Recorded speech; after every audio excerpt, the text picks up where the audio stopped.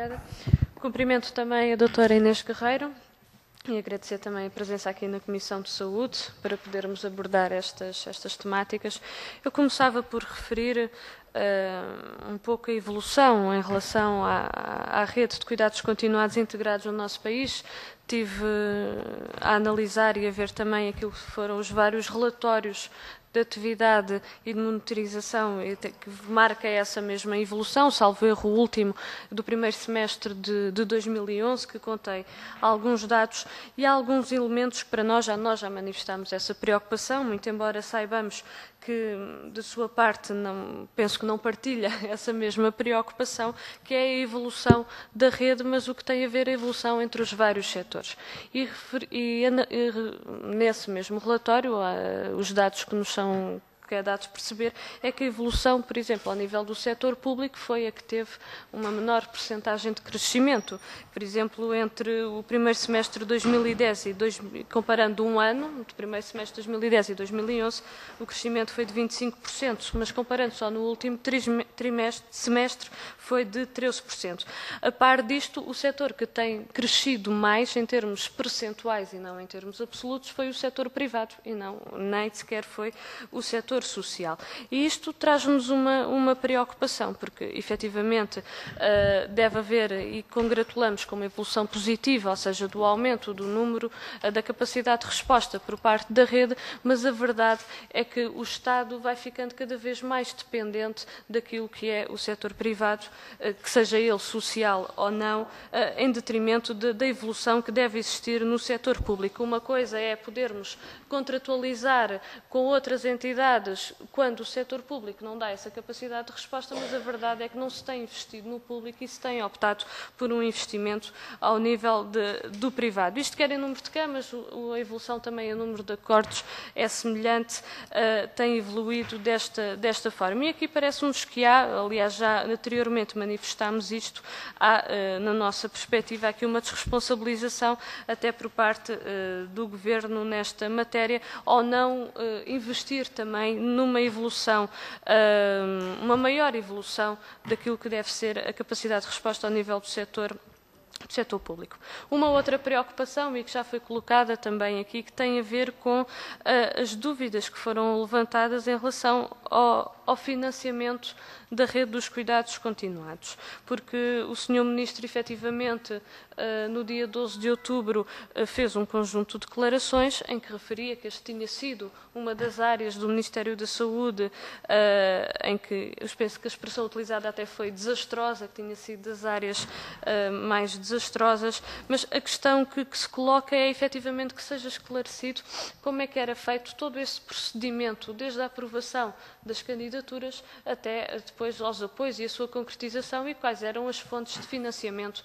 dessas mesmas candidaturas. Estavam devidamente cabimentadas e orçamentadas, porque essa questão foi mesmo colocada de que, bom, isto era aprovado e depois as verbas logo se veriam. Mas estes são aspectos que são importantes que fique claro. E se havia compromissos financeiros que foram assumidos por parte do Governo, sem estarem devidamente cabimentados e orçamentados, como é que pretendiam resolver este problema, caso se confirme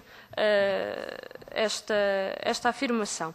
Mas, mediante isto, são colocadas outras preocupações, porque o atual Governo emitiu já uma decisão de suspender todo o conjunto de processos que ainda não tinham iniciado obra e que tinham visto a sua candidatura aprovada, e aqueles que já tinham finalizado a obra e que ainda não iniciaram atividades, fica agora a aguardar de espaço superior após fundamentação. A nós parece-nos que há aqui uma quebra ou uma falta de consideração sobre os compromissos que foram assumidos junto de um conjunto de instituições que investiram, que muitas delas se endividaram para avançar com esse conjunto de investimentos e que agora, ou seja, cumpriram a sua parte, agora que iriam iniciar o funcionamento desses mesmos equipamentos, ou seja, o Governo decidiu parar neste momento, ou seja, não parar, mas aguarda despacho superior, o que no concreto suspende o início da atividade desses mesmos equipamentos. E era importante perceber, na sua perspectiva, ou seja, como é que as instituições ficam aqui numa situação, de facto, financeira bastante complicada. E como é que se vai resolver esta mesma situação? Houve um conjunto de outros aspectos, nomeadamente o fato de um conjunto de projetos terem sido aprovados com determinado apoio e que no decorrer de todo o processo foi necessário fazer um conjunto de alterações a esses mesmos projetos, quer ainda em sede de projeto, quer já em obra, que não teve com participação suplementar por parte do Governo e que as próprias instituições acabaram por assumir esses mesmos encargos suplementares sem nenhum apoio acrescido, o que veio também criar um conjunto de dificuldades a essas mesmas instituições. Mas queria lhe perguntar se este conjunto de medidas e todo este situações que foram acontecendo, se isto pode ou não colocar em causa o desenvolvimento da rede e este crescimento e que se pode colocar ou não em causa, aliás, está já a colocar em algumas instituições a entrada em funcionamento destes mesmos equipamentos. Uma última pergunta para terminar era se pudesse aqui colocar, dar esses elementos também das candidaturas que foram aprovadas, o que é que falta, o que é que está por concretizar, ou seja, dentro daquilo que foi aprovado, o que é que falta ainda, o que é que ainda está por concretizar. Senhora Presidente, só para também 2 ou 3 aspectos. Um primeiro aspecto, além dos atrasos que a doutora Inês aqui referiu, atrasos nos pagamentos, no âmbito do apoio às obras para a construção dos equipamentos, registra-se também um conjunto de atrasos que têm a ver com os contratos que, entretanto, foram realizados com um conjunto de instituições para o seu funcionamento. O que eu queria perguntar era qual é que é o montante desses mesmos, do valor que está em atraso e como é que se prevê a regularização dessas mesmas verbas, tendo em conta que há um conjunto de instituições que há meses que não têm tido esse mesmo pagamento. Nós temos tido nota de algumas que nos têm referido essa preocupação. Outra questão prende-se com a cobertura, ou a taxa de cobertura da rede no nosso país e que foi dito que a região de Lisboa e Vale do Tejo, são esses os elementos que também temos, é das zonas mais carenciadas do país, referiu também o Grande Porto, mas o que é que está previsto, então, para colmatar essa mesma carência, tendo em conta que está identificada que essa é a região em que o número de camas, no concreto, é menor face à população, não à população em geral, à população-alvo destes cuidados, o que é que está previsto para colmatar? Depois, para referir que, obviamente, não acompanhamos a sua opinião em relação ao SNS não ter perfil para estes cuidados, para este tipo de cuidados, porque no nosso entender o privado, nomeadamente o lucrativo, é que não tem mesmo perfil, porque o objetivo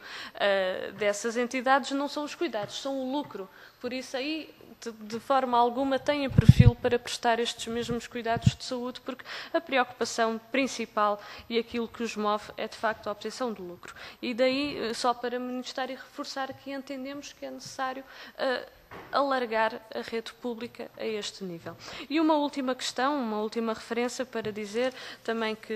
afirmou que os compromissos que estão assumidos são para manter, que foi suspendida as obras, que não é uma paragem, que elas deu a entender que iriam ser retomadas mais à frente, aquelas que não iniciaram, mas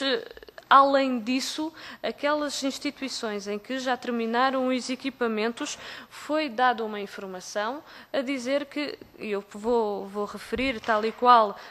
vou citar tal e qual como foi escrita, que as unidades cujas obras estão a terminar devem ser submetidas a despacho superior para início de atividade após fundamentação e indicação da disponibilidade orçamental. Ou seja, também estas aguardam este mesmo despacho, mesmo aquelas que estão terminadas e que estão prontas a iniciar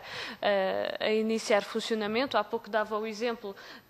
da Unidade de Cuidados Continuados da Santa Casa da Misericórdia de Alhes Vedros, que já terminou, que está pronta a funcionar, tem os trabalhadores para iniciar e que não tem ainda a contratualização feita para começar, porque aguarda este despacho superior. Por isso, esta suspensão está, de facto, a criar um conjunto de dificuldades a estas entidades, referiu esse objetivo da entrada em funcionamento, mas a verdade é que há entidades, nomeadamente esta, que já podia estar a entrar em funcionamento e até a dar mais o apoio a um conjunto de doentes e não está, tendo em conta que estas obras foram aprovadas, ou seja, a candidatura foi aprovada, os apoios, neste caso concreto, ainda não foi pago ao nível da construção, mas houve este compromisso e a verdade é que aguarda a entrada em funcionamento.